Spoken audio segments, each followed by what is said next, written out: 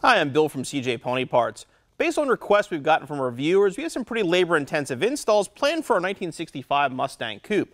At the same time, we also do a few installs that even a first-timer can handle.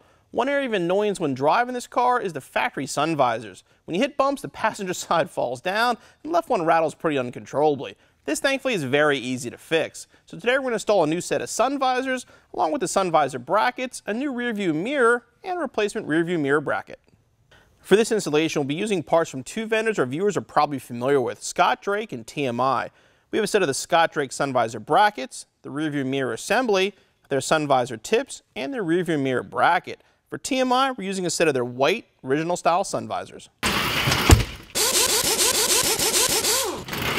The seats in our 65 are pretty nice. The headliner's not great, but it's also not bad. It's not torn, so we're not going to worry about that right now. The visors are definitely an issue. The brackets are badly pitted. This one rattles, so it doesn't even have a tip on it, and this one, like I said, it just falls down when you drive the car. It's a very easy installation. The only tool you really need is a Phillips head screwdriver. Your sun visor is in good shape overall, but are rattling almost every time. The issue is the sun visor tip.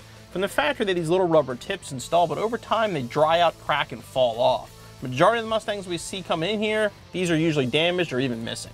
Those are very easy to replace, but we're going to show you how to replace everything while we're here. We'll start with the rear view mirror bracket, which is held on by 3 Phillips head screws.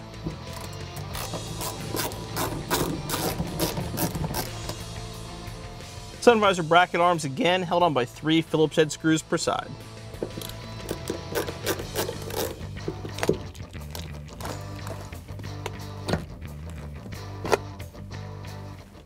The TMI sun visors look just like our originals, but you can see obviously they're much nicer. These didn't look too bad in the car, but putting them next to a new one, you can see how faded and dirty they are from time.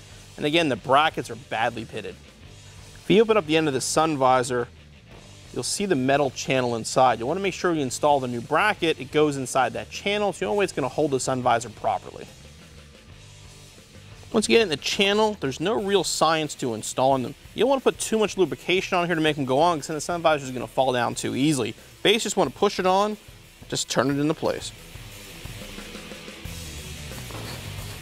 If you can't get it all the way in by hand, using a soft mallet, you can tap it in that way as well.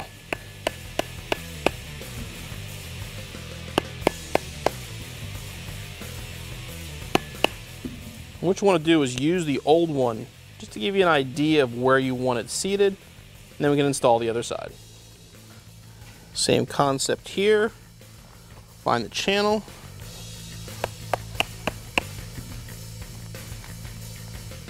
Compare the one we're moving. Looks about right. We'll install the tip. Just spin it right on. Repeat the process with the other side visor, and they're ready to install. Now we'll install the mirror onto the bracket. There's a small bolt on the top here that you can get with a T8 Torx bit. Just loosen that up. You can see it's only going to install one way. The mirror in the bracket.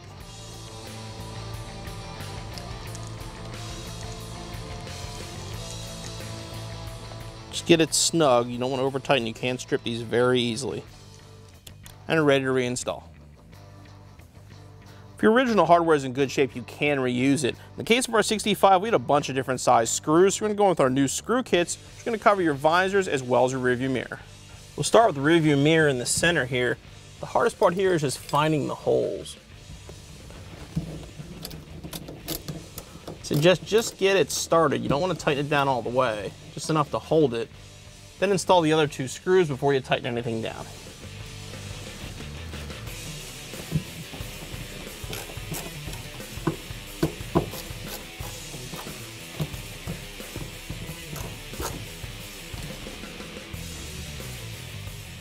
Same process with the visors.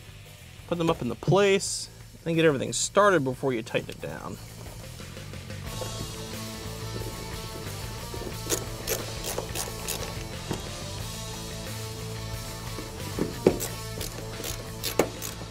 Again, you don't have to crank these tight, just get them snug. If you look in the center of the bracket, you actually see there's a casting line in there. When you put the sun visor in, you'll want to have it on each side of the casting line is going to be your center point for installing it. You can see ours is a little bit too long, so we're going to work it down the rod a little bit more and try to put it back in.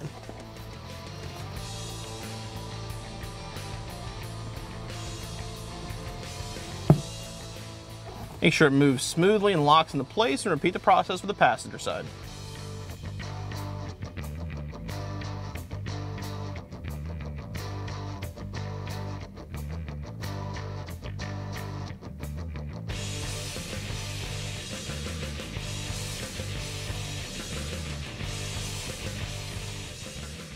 Our new sun visors and rear view mirror look great. It'll be a lot nicer when we're driving our 65 Mustang. It's a great install for a first timer because all you're going to need is a Phillips head screwdriver, a small Allen or Torx bit, and possibly a rubber mallet. Installation should take you no more than about 25 to 30 minutes, so you'll be back on the road in no time.